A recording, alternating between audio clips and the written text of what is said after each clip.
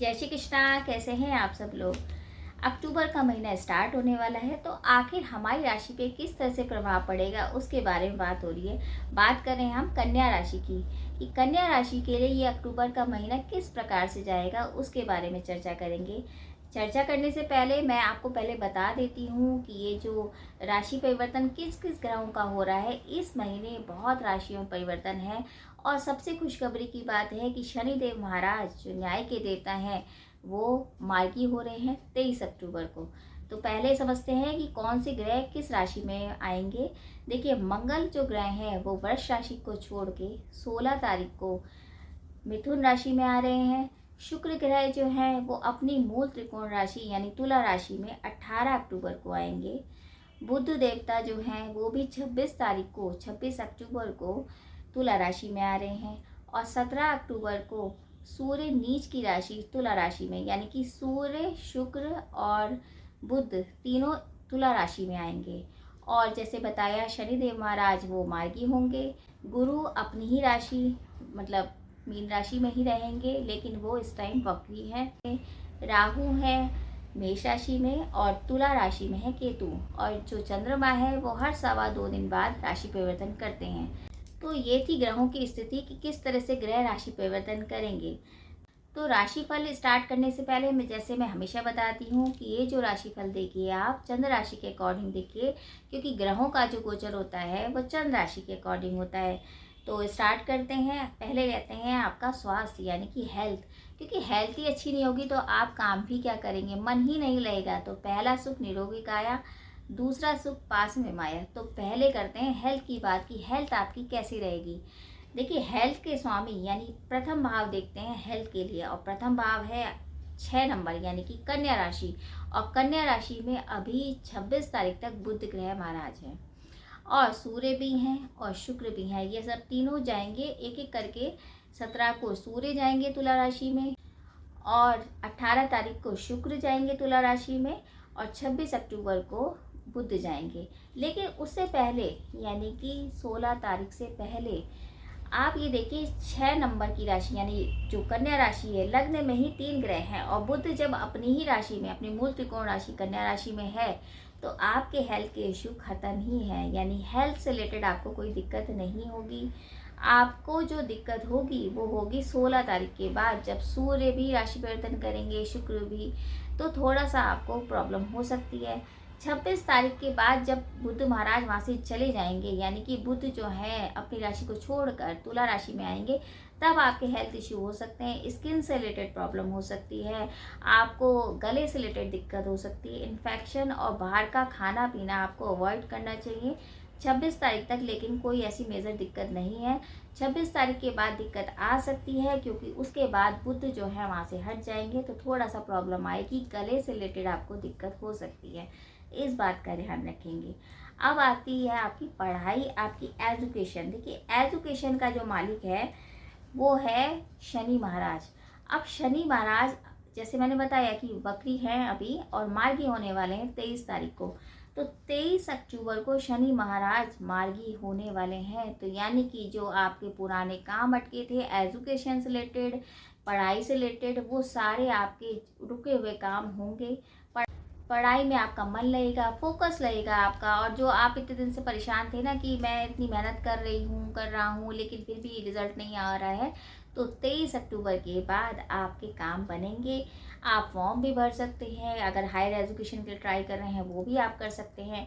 दिक्कत तभी तक की है, उसके बाद आपका काम बनेगा। पर ऐसा भी नहीं है कि आप आगे के भरोसे बैठ जाओ, क्योंकि शनि महाराज न्याय के देवता है। वैसा नहीं कह रही हूँ कि आप मतलब आराम से आप आराम करो और सो और उसके बाद बोलो कि जी मार्गी हुए थे और हमें तो कुछ मिला ही नहीं। तो आपको उसके लिए थोड़ी सी मेहनत भी करनी पड़ेगी, तभी आपको रिजल्ट मिलेगा, क्योंकि शनि मार्गी होंगे तो आपको सपोर्ट ज़रूर करेंगे। अब आती है आपकी लव लाइफ। देखिए, लव लाइफ के लिए भी पंचम भाव देखा जाता है, लेकिन पंचम भाव में शनि अभी वक्री हैं। 23 अक्टूबर से मार्गी होंगे तो थोड़े समय के लिए, जब तक शनि वक्री हैं तब तक आपको थोड़ा कष्ट हो सकता है, मिसअंडरस्टैंडिंग हो सकती है, आपको किसी तरीके का शक हो सकता है, आप बेवजह ओवर थिंकिंग करेंगे और अपने पार्टनर पे शक भी कर सकते हैं। तो उसके बाद यानी 23 अक्टूबर के बाद आपका जो ये मिसअंडरस्टैंडिंग है वो दूर होगी। तो तब तक आप थोड़ा सा एक दूसरे को टाइम दीजिए। उसके बाद आप ये है कि जब जैसे ही शनि मार्गी होते हैं, आपके अंदर एक ये रहेगा कि मतलब गलतियाँ आप एक दूसरे की समझेंगे और एक दूसरे को बताएंगे कि ये गलतियाँ हुई हैं, तो तभी तक आपका थोड़ा सा प्रॉब्लम है। उसके बाद लव अफेयर में आपके एक एनर्जी आएगी, यानी कि आप एक दूसरे को समझने लग जाएंगे। तो जैसे मैंने बोला, कर्म भी बहुत बड़ी चीज़ होती है, तो उस चीज़ के बारे में आप ध्यान रखें। ऐसा नहीं है बेवजह आप किसी को ब्लेम करे जाएं, क्योंकि 23 तारीख को जैसे ही मार्गी होंगे तो आपकी जितनी भी गलतफहमी है वो दूर होंगी। अब आती है आपकी मैरिज लाइफ। देखिए, मैरिज लाइफ के जो स्वामी हैं वो हुए गुरु।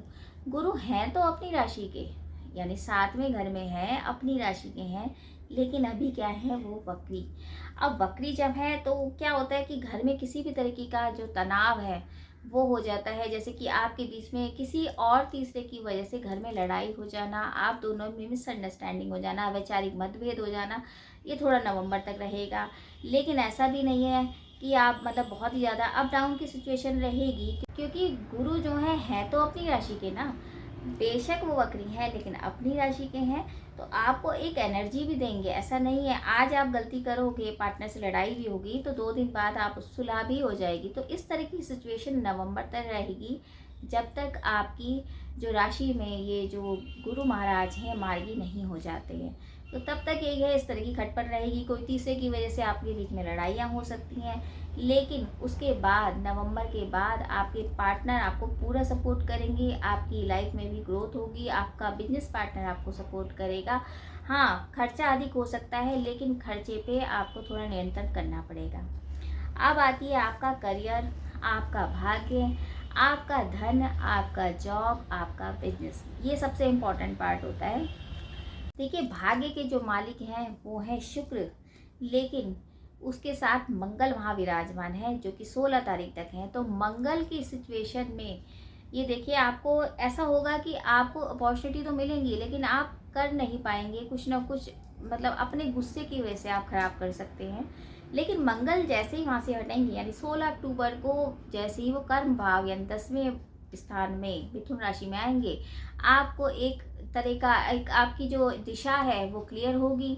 आपको नए काम के अवसर मिलेंगे, नई अपॉर्चुनिटी मिलेगी, जॉब में भी मुनाफा होगा आपको, यानी कि आपको प्रमोशन मिलेगा, बिजनेस में भी आपकी काफ़ी ग्रोथ होगी।